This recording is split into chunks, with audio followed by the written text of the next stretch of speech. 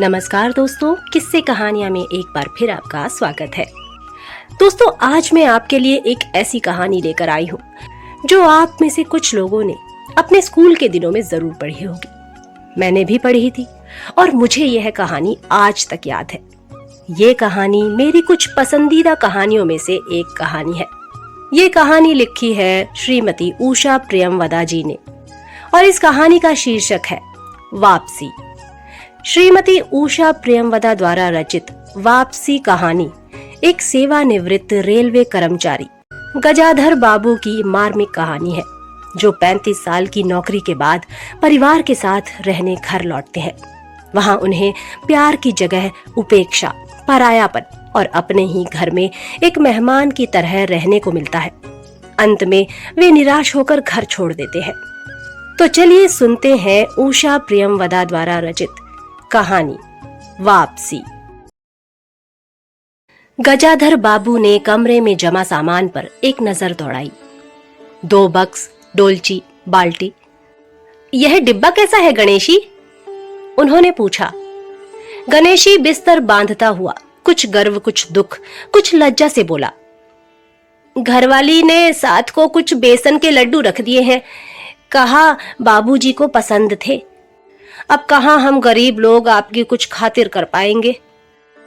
घर जाने की खुशी में भी गजाधर बाबू ने एक विषाद का अनुभव किया, जैसे एक परिचित, स्नेही, आदरमय, सहज संसार से उनका नाता टूट रहा हो। कभी कभी हम लोगों की भी खबर लेते रहिएगा, गणेशी बिस्तर में रस्सी बांधता हुआ बोला। कभी कुछ जरूरत हो तो लिखना गणेशी, इस अगहन तक बिटिया की शादी कर दो। गणेशी ने अंगोछे के छोर से आंखें पोंछी और बोला, अब आप लोग सहारा न देंगे तो कौन देगा? आप यहाँ रहते तो शादी में कुछ हौसला रहता। गजाधर बाबू चलने को तैयार बैठे थे। रेलवे क्वार्टर का यह कमरा, जिसमें उन्होंने कितने वर्ष बिताए थे, उनका सामान हट जाने से कुरूप और नग्न लग रहा था। आंगन में रोपे पौधे भी जान पहचान के लोग ले गए थे और जगह जगह मिट्टी बिखरी हुई थी। पर पत्नी, बाल बच्चों के साथ रहने की कल्पना में यह बिछोह एक दुर्बल लहर की तरह उठकर विलीन हो गया। गजाधर बाबू खुश थे, बहुत खुश। 35 साल की नौकरी के बाद वह रिटायर होकर घर जा रहे थे। इन वर्षों में अधिकांश समय उन्होंने अकेले रहकर काटा था। उन अकेले क्षणों में उन्होंने इसी समय की कल्पना की थी जब वह अपने परिवार के साथ रह सकेंगे। इसी आशा के सहारे वह अपने अभाव का बोझ ढो रहे थे। संसार की दृष्टि में उनका जीवन सफल कहा जा सकता था। उन्होंने शहर में एक मकान बनवा लिया था। बड़े लड़के अमर और लड़की कांति की शादियां कर दी थी। 2 बच्चे ऊंची कक्षाओं में पढ़ रहे थे। गजाधर बाबू नौकरी के कारण प्राय छोटे स्टेशनों पर रहे और उनके बच्चे और पत्नी शहर में, जिससे पढ़ाई में बाधा ना हो। गजाधर बाबू स्वभाव से बहुत स्नेही व्यक्ति थे और स्नेह के आकांक्षी भी। जब परिवार साथ था, ड्यूटी से लौटकर बच्चों से हंसते बोलते, पत्नी से कुछ मनोविनोद करते। उन सब के चले जाने से उनके जीवन में गहन सूनापन भर उठा। खाली क्षणों में उनसे घर में टिका ना जाता। कवि प्रकृति के ना होने पर भी उन्हें पत्नी की स्नेहपूर्ण बातें याद आती रहती थी। दोपहर में गर्मी होने पर भी वह 2 बजे तक आग जलाए रहती और उनके स्टेशन से वापस आने पर गरम गरम रोटियां सेकती। उनके खा चुकने और मना करने पर भी थोड़ा सा कुछ और थाली में परोस देती और बड़े प्यार से आग्रह करती। जब वह थके हारे बाहर से आते तो उनकी आहट पा वह रसोई के द्वार पर निकल आती और उनकी सलज्ज आंखें मुस्कुरा उठती। गजाधर बाबू को तब हर छोटी बात भी याद आती और वह उदास हो उठते। अब कितने वर्षों बाद वह अवसर आया था जब वह फिर उसी स्नेह और आदर के मध्य रहने जा रहे थे। टोपी उतारकर गजाधर बाबू ने चारपाई पर रख दी, जूते खोलकर नीचे खिसका दिए। अंदर से रह रहकर कहकहों की आवाज आ रही थी। इतवार का दिन था और उनके सब बच्चे इकट्ठे होकर नाश्ता कर रहे थे। गजाधर बाबू के सूखे चेहरे पर स्निग्ध मुस्कान आ गई। उसी तरह मुस्कुराते हुए वह बिना खांसे अंदर चले आए।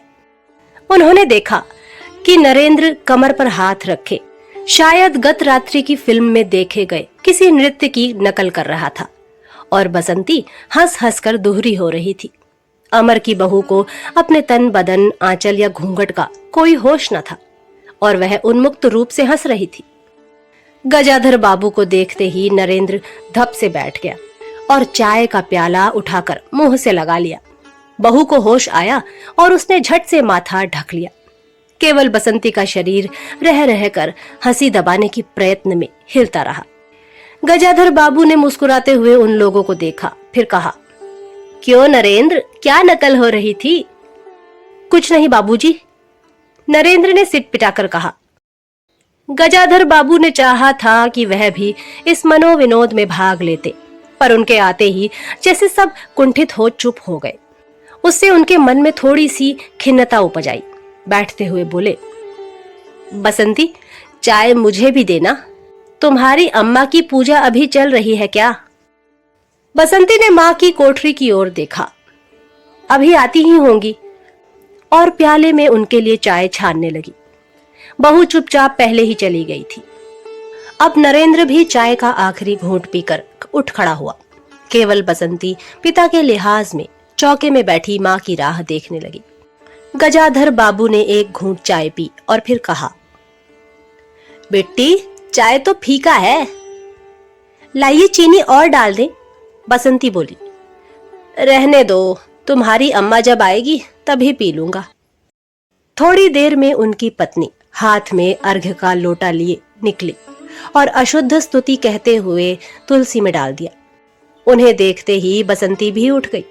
पत्नी ने आकर गजाधर बाबू को देखा और कहा, अरे, आप अकेले बैठे हैं, ये सब कहाँ गए? गजाधर बाबू के मन में फांस सी कसक उठी। अपने अपने काम में लग गए हैं, आखिर बच्चे ही तो हैं। पत्नी आकर चौके में बैठ गई। उन्होंने नाक भौं चढ़ाकर चारों ओर जूठे बर्तनों को देखा, फिर कहा, सारे चौके में जूठे बर्तन पड़े हैं, इस घर में धर्म कर्म कुछ नहीं, पूजा करके सीधे चौके में घुसो। फिर उन्होंने नौकर को पुकारा। जब उत्तर ना मिला तो एक बार और उच्च स्वर में, फिर पति की ओर देखकर बोली, बहू ने भेजा होगा बाजार, और एक लंबी सांस लेकर चुप हो गई। गजाधर बाबू बैठकर चाय और नाश्ते का इंतजार करते रहे। उन्हें अचानक ही गणेशी की याद आ गई। रोज सुबह पैसेंजर आने से पहले वह गरम गरम पूरियां और जलेबी बनाता था। गजाधर बाबू जब तक उठकर तैयार होते, उनके लिए जलेबियां और चाय लाकर रख देता था। चाय भी कितनी बढ़िया, कांच के गिलास में ऊपर तक भरी लबालब, पूरे 2.5 चम्मच चीनी और गाढ़ी मलाई। पैसेंजर भले ही रानीपुर लेट पहुंचे, गणेशी ने चाय पहुंचाने में कभी देर नहीं की। क्या मजाल कि कभी उससे कुछ कहना पड़े। पत्नी का शिकायत भरा स्वर सुन उनके विचारों में आघात पहुंचा। वह कह रही थी, सारा दिन इसी खिचखिच में निकल जाता है, इस गृहस्थी का धंधा पीटते पीटते उम्र बीत गई, कोई जरा हाथ भी नहीं बटाता। बहू क्या किया करती है? गजाधर बाबू ने पूछा। पड़ी रहती है, बसंती को कुछ कहो तो कहती है कॉलेज जाना होता है। गजाधर बाबू ने जोश में आकर बसंती को आवाज दी। बसंती भाभी के कमरे से निकली तो गजाधर बाबू ने कहा, बसंती, आज से शाम का खाना बनाने की जिम्मेदारी तुम पर है, सुबह का भोजन तुम्हारी भाभी बनाएगी। बसंती मुंह लटकाकर बोली, बाबूजी, पढ़ना भी तो होता है। गजाधर बाबू ने प्यार से समझाया, तुम सुबह पढ़ लिया करो, तुम्हारी माँ बूढ़ी हुई, उनके शरीर में अब वह शक्ति नहीं बची है। तुम हो, तुम्हारी भाभी है, दोनों को मिलकर काम में हाथ बटाना चाहिए। बसंती चुप रही। उसके जाने के बाद उसकी माँ ने धीरे से कहा, पढ़ने का तो बहाना है, कभी जी ही नहीं लगता। लगे कैसे? शीला से ही फुर्सत नहीं। बड़े बड़े लड़के हैं उनके घर में, हर वक्त वहां घुसे रहना मुझे नहीं सुहाता, मना करूं तो सुनती नहीं। नाश्ता कर गजाधर बाबू बैठक में चले गए। घर छोटा था और ऐसी व्यवस्था हो चुकी थी कि उसमें गजाधर बाबू के रहने के लिए कोई स्थान ना बचा था। जैसे किसी मेहमान के लिए कुछ अस्थायी प्रबंध कर दिया जाता है, उसी प्रकार बैठक में कुर्सियों को दीवार से सटाकर बीच में गजाधर बाबू के लिए पतली सी चारपाई डाल दी गई थी। गजाधर बाबू उस कमरे में पड़े पड़े कभी कभी अनायास ही इस अस्थायित्व का अनुभव करने लगते। उन्हें याद हो आती उन रेलगाड़ियों की जो आती और थोड़ी देर रुककर किसी और लक्ष्य की ओर चली जाती। घर छोटा होने के कारण बैठक में ही अब अपना प्रबंध किया था। उनकी पत्नी के पास अंदर एक छोटा कमरा अवश्य था, पर वह एक ओर अचारों के मर्तबान, दाल चावल के कनस्तर और घी के डिब्बों से घिरा था। दूसरी ओर पुरानी रजाइयां दरियों में लिपटी और रस्सी से बंधी रखी थी। उसके पास एक बड़े से टीन के बक्स में घर भर के गर्म कपड़े थे। बीच में एक अलगनी बंधी हुई थी जिस पर प्राय बसंती के कपड़े लापरवाही से पड़े रहते थे। वह भरसक उस कमरे में नहीं जाते थे। घर का दूसरा कमरा अमर और उसकी बहू के पास था। तीसरा कमरा जो सामने की ओर था बैठक था। गजाधर बाबू के आने से पहले उसमें अमर की ससुराल से आया बेत की 3 कुर्सियों का सेट पड़ा था। कुर्सियों पर नीली गद्दियां और बहू के हाथों के कढ़े कुशन थे। जब कभी उनकी पत्नी को कोई लंबी शिकायत करनी होती तो अपनी चटाई बैठक में डाल पड़ जाती थी। वह एक दिन चटाई लेकर आ गई। गजाधर बाबू ने घर गृहस्थी की बातें छेड़ी। वह घर का रवैया देख रहे थे। बहुत हल्के से उन्होंने कहा कि अब हाथ में पैसा कम रहेगा, कुछ खर्च कम होना चाहिए। सभी खर्च तो वाजिब वाजिब हैं, किसका पेट काटूं?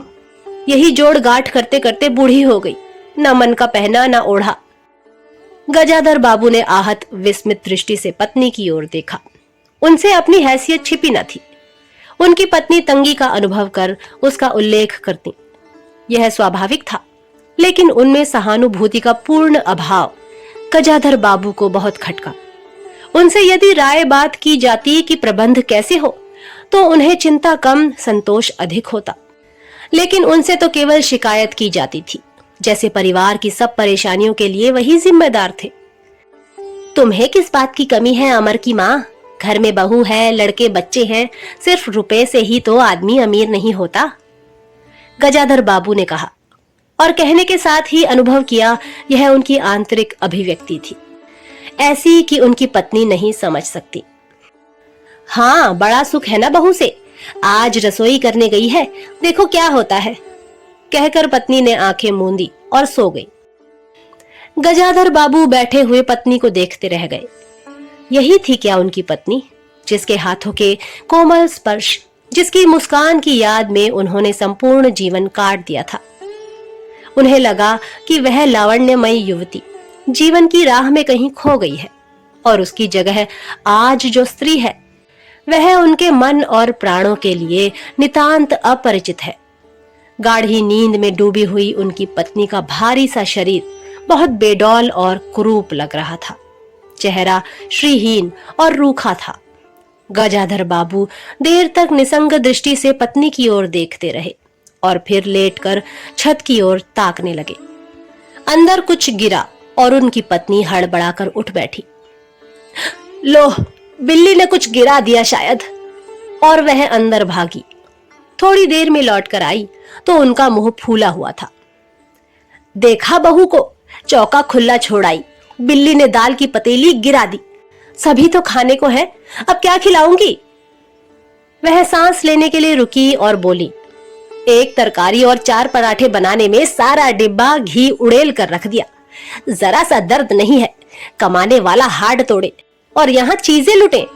मुझे तो मालूम था कि यह सब काम किसी के बस का नहीं है।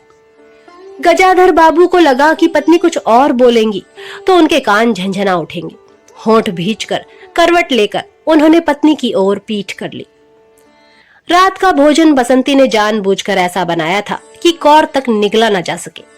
गजाधर बाबू चुपचाप खाकर उठ गए, पर नरेंद्र थाली सरकाकर उठ खड़ा हुआ और बोला, मैं ऐसा खाना नहीं खा सकता। बसंती तुनक कर बोली, तो ना खाओ, कौन तुम्हारी खुशामद करता है? तुमसे खाना बनाने को कहा किसने था? नरेंद्र चिल्लाया। बाबूजी ने। बाबूजी को बैठे बैठे यही सूझता है। बसंती को उठाकर मां ने नरेंद्र को मनाया और अपने हाथ से कुछ बनाकर खिलाया। गजाधर बाबू ने बाद में पत्नी से कहा, इतनी बड़ी लड़की हो गई और उसे खाना बनाने तक का शऊर नहीं आया। अरे आता तो सब कुछ है, करना नहीं चाहती, पत्नी ने उत्तर दिया। अगली शाम मां को रसोई में देख कपड़े बदलकर बसंती बाहर आई तो बैठक से गजाधर बाबू ने टोक दिया, कहाँ जा रही हो? पड़ोस में शीला के घर, बसंती ने कहा। कोई जरूरत नहीं है, अंदर जाकर पढ़ो, गजाधर बाबू ने कड़े स्वर में कहा। कुछ देर अनिश्चित खड़े रहकर बसंती अंदर चली गई। गजाधर बाबू शाम को रोज टहलने चले जाते थे। लौट कर आए तो पत्नी ने कहा, क्या कह दिया बसंती से? शाम से मुंह लपेटे पड़ी है, खाना भी नहीं खाया। गजाधर बाबू खिन्न हो आए। पत्नी की बात का उन्होंने कुछ उत्तर न दिया। उन्होंने मन में निश्चय कर लिया कि बसंती की शादी जल्दी ही कर देनी चाहिए। उस दिन के बाद बसंती पिता से बची बची रहने लगी। जाना होता तो पिछवाड़े से जाती।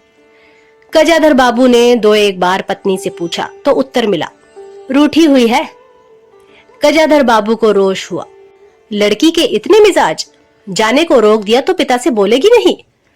फिर उनकी पत्नी ने ही सूचना दी कि अमर अलग रहने की सोच रहा है। क्यों? गजाधर बाबू ने चकित होकर पूछा। पत्नी ने साफ साफ उत्तर नहीं दिया। अमर और उसकी बहू की शिकायतें बहुत थी। उनका कहना था कि गजाधर बाबू हमेशा बैठक में ही पड़े रहते हैं, कोई आने जाने वाला हो तो कहीं बिठाने की जगह नहीं। अमर को अब भी वह छोटा सा समझते थे और मौके बेमौके टोक देते थे। बहू को काम करना पड़ता था और सास जब तब फूहड़पन पर ताने देती रहती थी। हमारे आने से पहले भी कभी ऐसी बात हुई थी? गजाधर बाबू ने पूछा। पत्नी ने सिर हिलाकर बताया कि नहीं, पहले अमर घर का मालिक बनकर रहता था, बहू को कोई रोक टोक न थी। अमर के दोस्तों का प्राय यही अड्डा जमा रहता था और अंदर से नाश्ता चाय तैयार होकर जाता रहता था। बसंती को भी वही अच्छा लगता था। गजाधर बाबू ने बहुत धीरे से कहा, अमर से कहो जल्दीबाजी की कोई जरूरत नहीं है। अगले दिन वह सुबह घूम कर लौटे तो उन्होंने पाया कि बैठक में उनकी चारपाई नहीं है। अंदर जाकर पूछने ही वाले थे कि उनकी दृष्टि रसोई के अंदर बैठी पत्नी पर पड़ी। उन्होंने यह कहने को मुंह खोला कि बहू कहाँ है, पर कुछ याद कर चुप हो गए। पत्नी की कोठरी में झांका तो अचार, रजाइयां और कनस्तरों के मध्य अपनी चारपाई लगी पाई। गजाधर बाबू ने कोट उतारा और कहीं टांगने को दीवार पर नजर दौड़ाई, फिर उसे मोड़कर अलगनी के कुछ कपड़े खिसकाकर एक किनारे टांग दिया। कुछ खाए बिना ही अपनी चारपाई पर लेट गए। कुछ भी हो, तन आखिरकार बूढ़ा ही था। सुबह शाम कुछ दूर टहलने अवश्य चले जाते, पर आते जाते थक उठते थे। गजाधर बाबू को अपना बड़ा सा क्वार्टर याद आ गया। निश्चिंत जीवन, सुबह पैसेंजर ट्रेन आने पर स्टेशन की चहल पहल, चिर परिचित चेहरे और पटरी पर रेल के पहियों की खटखट, जो उनके लिए मधुर संगीत की तरह थी। तूफान और डाक गाड़ी के इंजनों की चिंगाड़ उनकी अकेली रातों की साथी थी। सेठ रामजीमल के मिल के कुछ लोग कभी कभी पास आ बैठते, वही उनका दायरा था, वही उनके साथी। वह जीवन अब उन्हें एक खोई निधि सा प्रतीत हुआ। उन्हें लगा कि वह जिंदगी द्वारा ठगे गए हैं। उन्होंने जो कुछ चाहा उसमें से उन्हें एक बूंद भी न मिली।